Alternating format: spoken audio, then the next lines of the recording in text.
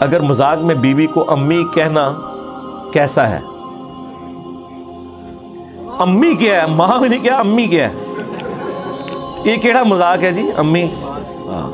تو ٹھیک ہے، پھر آپ وہ کفارہ ادا کریں جو قرآن میں لکھا ہوا ہے پارہ نمبر 28 کے اندر۔ کفارہ تو بہرحال وہ معاف نہیں ہوگا، ویسے تو نبی الاسلام سے پہلے تو اسٹیبلش تھا۔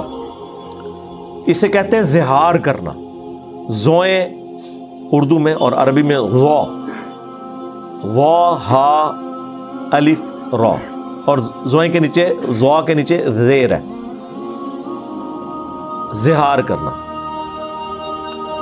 زمانہ جاہلیت میں زہار ایکویلنٹ ٹو طلاق ہوتا تھا، لیکن اسلام نے ایک سٹیپ آپ کا طے کروا دیا کہ اس کو ایکویلنٹ ٹو طلاق نہیں مانا جائے گا، لیکن سورۃ المجادلہ کے سٹارٹ ہی میں اس کے اگینسٹ پھر کفارہ آ گیا کہ اگر کوئی اپنی بیوی کو ماں کہہ بیٹھے تو اس کا کفارہ کیا ہوگا۔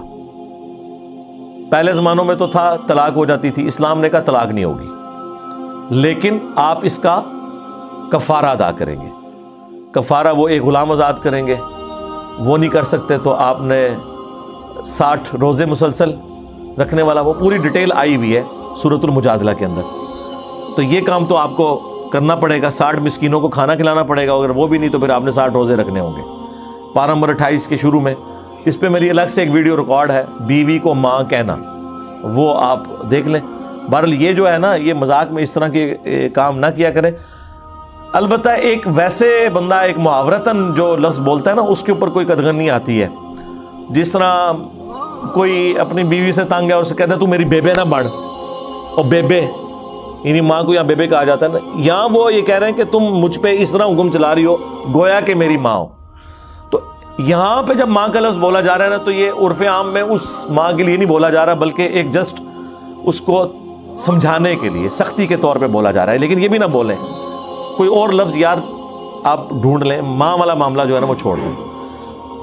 البتہ وہ اس زمانے میں لوگ کہتے تھے تم مجھ پر ایسے ہی حرام ہو جس طرح ماں مجھ پہ حرام ہے، ٹھیک ہے۔ یہ آج بھی کوئی بولتا ہے نا تو طلاق اس سے نہیں ہوگی، لیکن بہرحال وہ کفارہ اسے ادا کرنا پڑے گا۔ ایک غلام جو آج کل ابسلیٹ ہو چکا ہے، نہیں تو 60 مسکینوں کو کھانا کھلانا، اور اگر یہ نہیں ہے تو 60 مسلسل روزے رکھنا، تو وہ اس کے بغیر وہ اپنی بیوی کے پاس دوبارہ جا نہیں سکتا۔ یہ ایک کریٹیکل ایشو ہے، اس کو ذرا ذہن میں رکھیے گا۔ آپ کہتے ہیں کہ والدین کی خدمت کرو، لیکن ایک آدمی جو باہر کماتا ہے وہ اپنے والدین کی خدمت کیسے کرے؟ وہ تو اپنی بیوی سے ہی کروا سکتا ہے۔ ہائے میں صدقے جاواں۔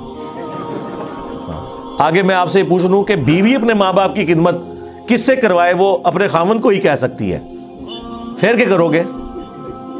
بیوی بغیر ماں باپ دے ہے، وہ کیسے؟ بس ایک ٹائم قیامت تک ہے جواب لے کے آنا ہے کہ آپ کی بیوی کا جو ماں باپ ہے اس کی خدمت اگر آپ کر سک رہے ہیں تو ٹھیک ہے، وہ بھی آپ کے ماں باپ کی خدمت کرے گی۔ اور باقی یہ جو آپ کہہ رہے ہیں گھر سے باہر ہوتے ہیں، گھر آتے بھی تو ہے نا۔ بس خدمت سے یہ تو نہیں مراد کہ آپ نے ہر وقت ماں باپ کے آگے یوں کر کے بیٹھے رہنا ہے۔ خدمت یہ ہے کہ بیمار ہو جائیں ڈاکٹر کے پاس لے جائیں، کھانے پینے کے لیے ان کا اہتمام رکھیں، جیب خرچ دے دیں، انہیں شیلٹر پرووائڈ کیا ہو، یہی خدمت ہے نا۔ اب آپ یہ کہتے ہیں جی وہ کپڑے دھلوانے میں نے اپنی بیوی سے، تو ٹھیک ہے، اپنے بیوی کے ہاتھ پاؤں آپ دبائیں رات کو آ کے، اور وہ راضی ہو جاتی ہے تو اس کی اپنی مرضی ہے، باقی اس کی تو ذمہ داری نہیں ہے۔ آپ خود نہیں دھو سکتے، ٹھیک ہے، مارکیٹ سے پیسے دے کے دھلوا لیں، ہفتے میں ایک دفعہ تو آپ دھو ہی سکتے ہیں، آج کل تو واشنگ مشینز ہیں۔ بوڑھے ماں باپ کے کپڑے کتنے ہوں گے، خود دھو لیں۔